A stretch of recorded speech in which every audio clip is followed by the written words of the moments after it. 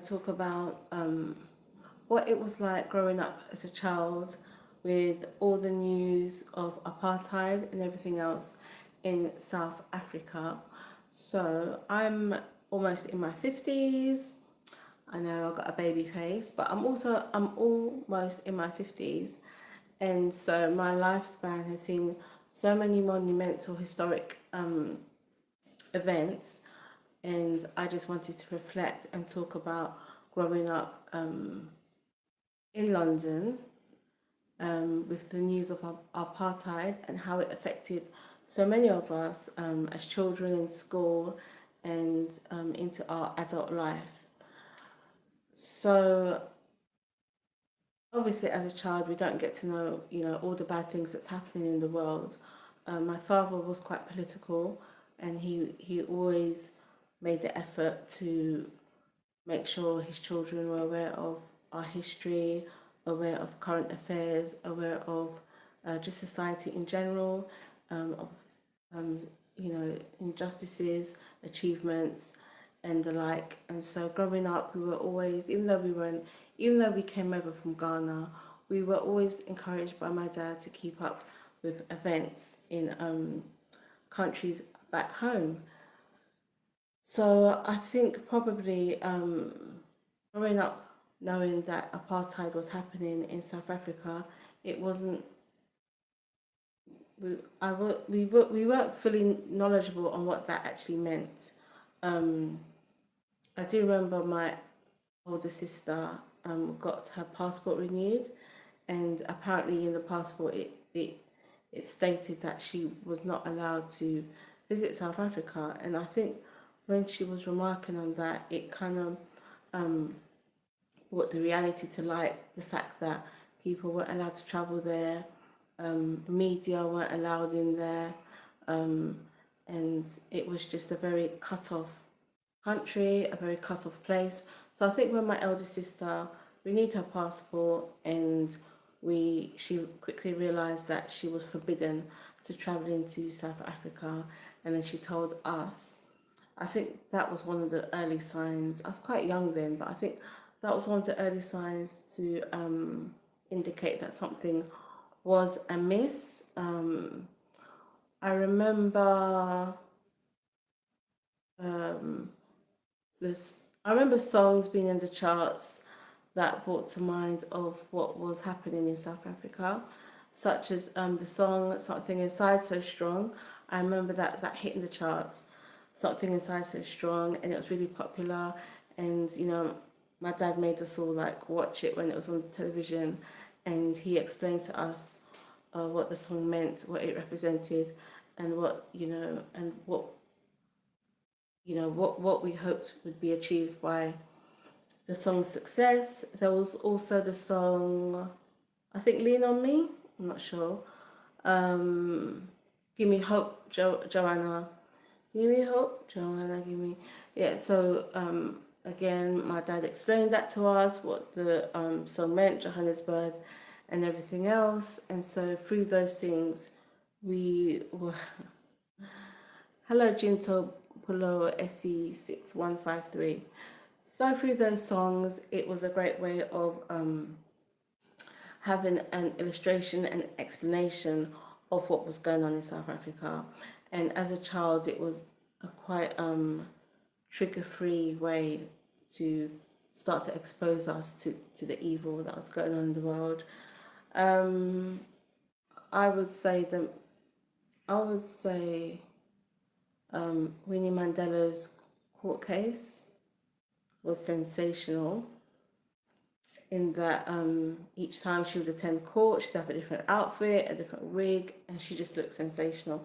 That made a huge impact on me. Obviously, I know Winnie Mandela can be quite a controversial topic. However, as a child, I wasn't aware of much, just that, this beautiful, beautiful South African woman going to court, you know, going to court, and each time she goes, she just looks like a fashion model, and she looks very, strong spirited. So that stood out to me.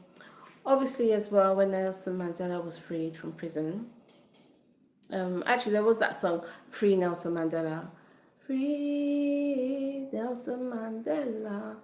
So there was that song as well. But as as I said, because of the age we were, we probably didn't fully grasp what was happening, and because although my dad wanted us to be exposed to certain historic events, he was also trying to shield us from the more evil aspect of it. So, but yeah, so when Nelson Mandela was freed from court, from prison, we my dad got us to sit down and watch him being free. And hi Bonnie Stonham, thank you for subscribing and thank you for liking, much appreciated. Hope you've had a good day today. When he was freed from prison, he sat us down to watch it on television. That was really historic, and his wife next to him, and even at the time, we knew we were watching something historic. Their right hand, their right fist lifted in a Black Power salute. You know, it further illustrated what a powerful day it was. As I got older, I started reading autobiographies, started reading stories, started hearing rumours. It became very unfortunate what was happening within the ANC. I don't. K-pop Demon Hunters, I don't. I think somebody else mentioned them. K-pop Demon Hunters. Is it? Yeah, I think somebody's mentioned it before. It seems really popular. But it seems really popular. I might actually watch it. I think somebody else recommended it. But yeah, I might actually watch it. Yeah, and another thing that I've forgotten about is Steve Biko. He was one of the freedom fighters, one of the figures that I used to read about heavily. Like I really used to read about him. I used to read about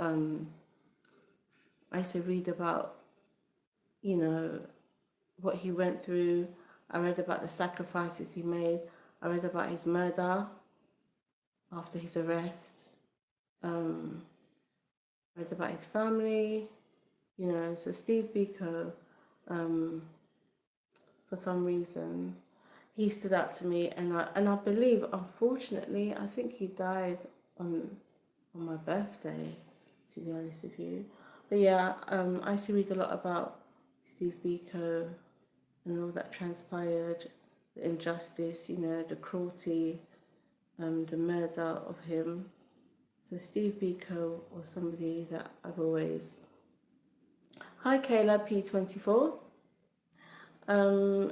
So, growing up in London, there was a lot of information out there. Not as much information as we wanted. I remember when lots of people were boycotting tangerines or oranges because of South Africa. And that was a mainstream thing. Like, I remember that very vividly. Like, people were boycotting oranges because of South Africa. I remember, I think there was a controversy about, is it the Olympics or something? About them partaking of it. Yeah, I just remember there used to be drama in the news and stuff about South Africa. But because I was a child, I wasn't fully aware of the full atrocity of apartheid. Hi Kayla, P24. So as I said, as I got older, I started reading some books. I started reading some historic news articles, putting pieces together, and I remember reading about the Soweto uprising in June 1976. I remember reading about that. That's when Hector Peterson was killed, and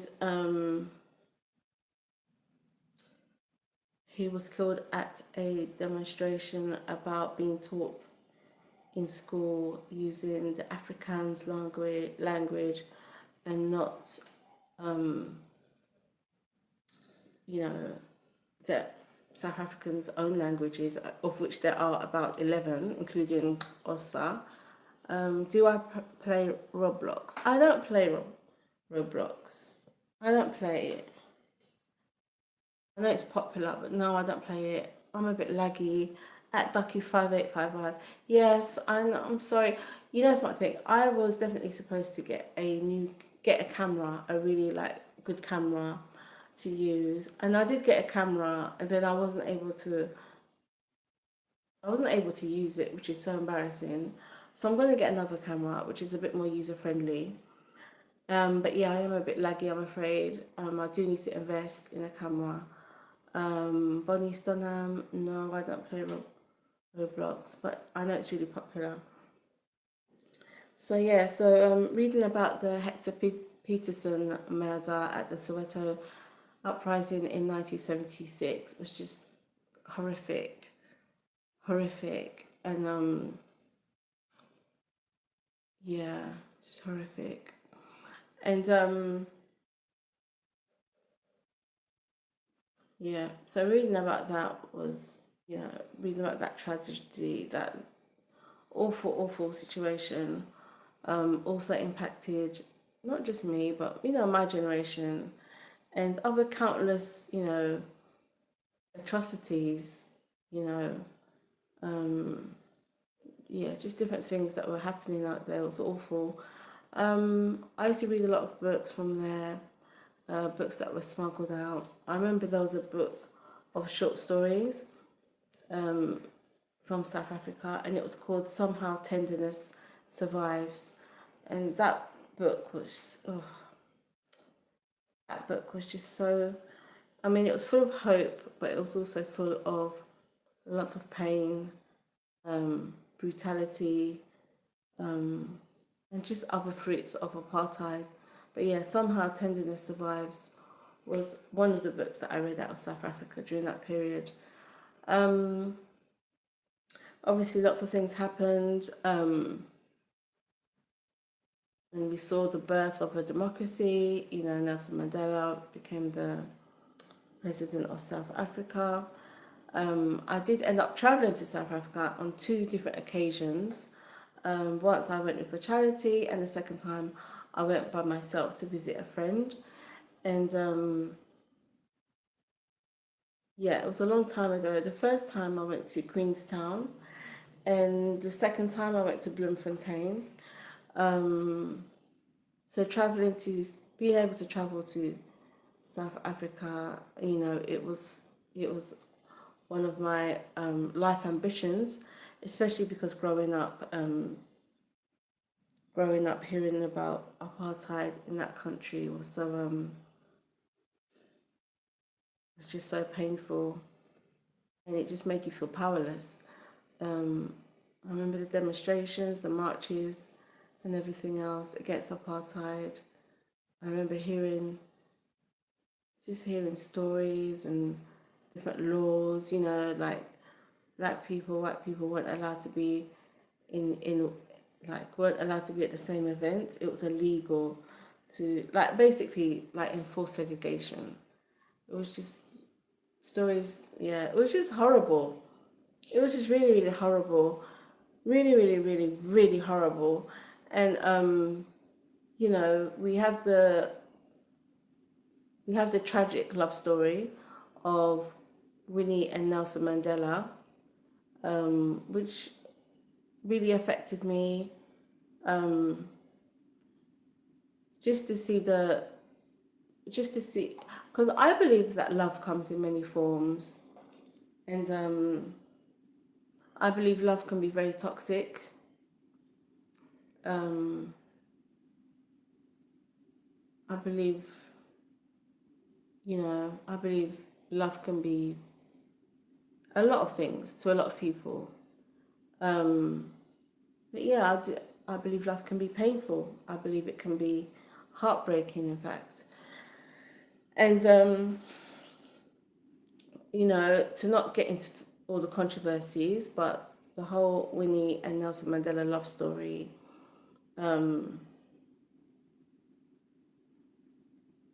is is heartbreaking. It's very beautiful, but in places it was just toxic. Um, I believe, yeah.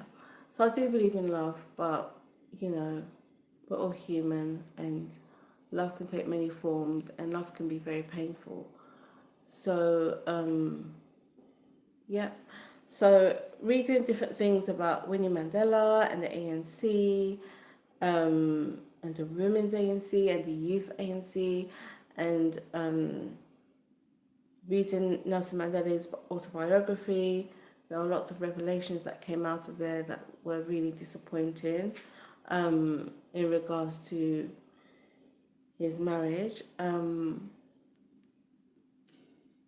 But I feel like as a couple, they went through so much. They went through so much. And I feel like we just put them on a pedestal, which wasn't realistic, especially for what they went through. Yeah, also as well, I travelled to Namibia a while ago, and when I went there, I actually didn't realise that Namibia used to be parts of South Africa, but actually broke away due to apartheid. You know, because obviously they weren't happy and they weren't willing to accept it, so they broke away. That's what I was told. But yeah, so I was told, you know, when I did travel to Namibia, I was told that yeah, they used to be part of South Africa, but they broke away due to the whole apartheid thing. And I think that's amazing. And I wish I wish that had been a bit more publicized, because it shows, you know, it's empowerment, isn't it, for the South African people. Also, as well, in regards to South Africa during apartheid, neighboring countries really helped, and countries such as just neighboring countries, you know, would welcome any fugitives, anyone in exile. You know, neighboring countries really did their bit to try and keep Black South Africans safe. Also, as well, you know, to acknowledge there were also white South Africans that campaigned for apartheid to be dismantled. You know, so you know there were white South Africans that were anti-apartheid as well. It's quite interesting because this whole Tyler situation, it's brought to the forefront what the system is in South Africa. I mean, I remember reading about Nelson Mandela in prison, and he said that the portions of food or the privileges in jail were in accordance to the whole like colorist laws. So you know, white people would get the most privilege, then the Asian, then the mixed race, aka colored, and then the blacks. And so I knew about that whole caste system from day, because we were always reading about South Africa, so we knew about the whole caste system, you know, and also traveling there on 2 occasions, you get to see it in real time. You know, obviously I travelled there after apartheid was dismantled, but there was a lot of headaches left over since the whole regime was taken apart.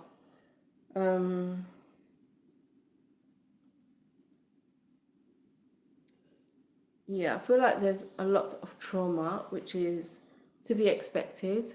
Apartheid is such an aggressive tumor that was forcibly removed, but it will cause damage. You know, it will cause damage. It's great that it's now removed. However, there's so many, you know, people's self-esteem, you know, people's expectations, you know, colorism, you know, financial instability. There's so many things that has continued as a consequence to apartheid, and nobody wants to talk about it. Lots of people, you know, did not get the opportunity of a handover. Lots of people that weren't trained to do particular things, or lots of people that didn't have access to be trained to do particular things, were not able to maintain some systems that were handed over to them. So there's that. Um, yeah, yeah. Yeah. So, I remember the whole thing when Julius Malema came on the scene, the whole controversy, him and Winnie Mandela, and one of my favorite speeches to watch is the funeral speech of Julius Malema at Winnie Mandela's funeral. I love that speech. I mean, yeah, I love that speech. If none of you have watched it, definitely recommend to at least watch it once. And it's the speech at the funeral of Winnie Mandela, and it's a speech by Julius Malema. Powerful speech. I loved it so much. Um, yeah. Also, there were some musicians, Lucky Dube. Lucky Dube. Some of his songs are so haunting. Um, and when you read about how he was murdered, it's just so ironic listening to some of his songs. But yeah, Lucky Dube, um, powerful musician. I love his music. Some of his songs are just so haunting. Yeah, and we've had many gifts from South Africa. We've had many.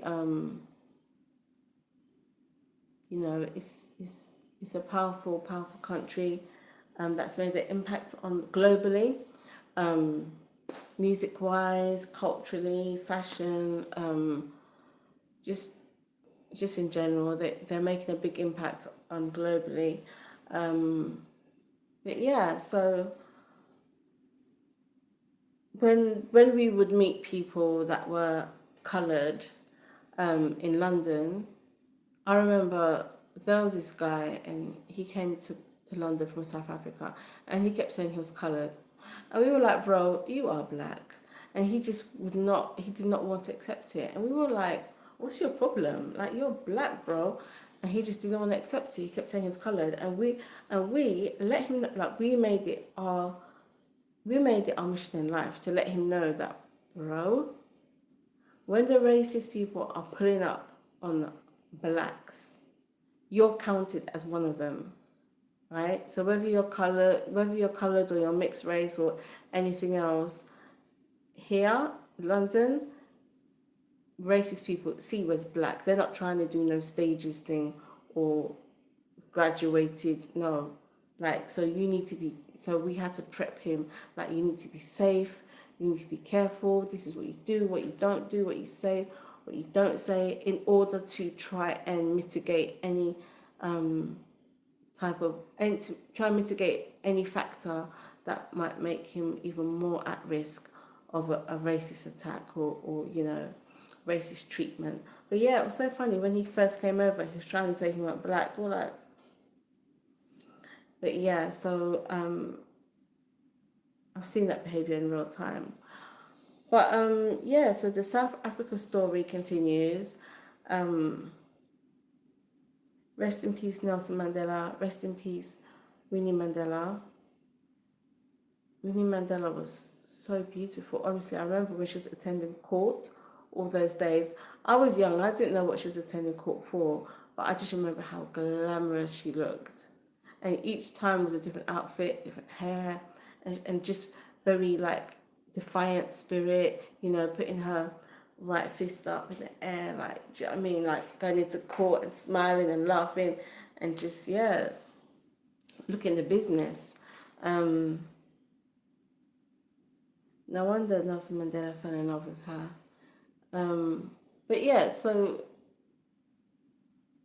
as I got older and I travelled to South Africa a couple of times, and I went to Namibia, I felt like it was a full circle moment for me, from being worried at a young age that we weren't allowed to go into South Africa. South Africa were not allowing any foreign journalists, any foreign media,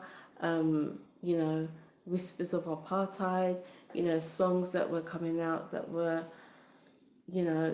inspirational but made us concerned. books that were able to be out, such as Somehow Tenderness Survives. You know, that's a book I'll never forget. Somehow Tenderness Survives. A book on South Africa. Yeah. So those were my experiences. That was my exposure on South Africa and apartheid. Obviously, in the 2008s, 2007s, there was a lot of migration from white South Africa into London, and lots of people done security, which I believe may have to do with the fact that I believe every South African would have to do national service. So therefore, they had that experience, and they could just easily get work in security, which we saw a lot of. So that was me growing up in apartheid. It's been a long walk. It's been a long journey.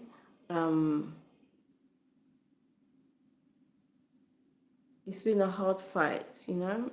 It's been a really, really hard fight for people. And I congratulate people that were able to cross the finishing line and see apartheid dismantled and made illegal. And so those are my thoughts on the apartheid through a child's eyes, on reflection on my life. And as I said at the beginning, I'm going to be in my 50s soon, and so even though I've got a baby face, it's good to reflect on. It's just good to reflect sometimes, especially if you're trying to put yourself in someone else's shoes. So that's all done. Rest in peace to Nelson Mandela. Rest in peace to Winnie Mandela. Rest in peace, Steve Biko. And rest in peace to all that sacrificed their loves, their livelihood, their lives for the cause. Thank you very much, and I'll see you next week. Bye.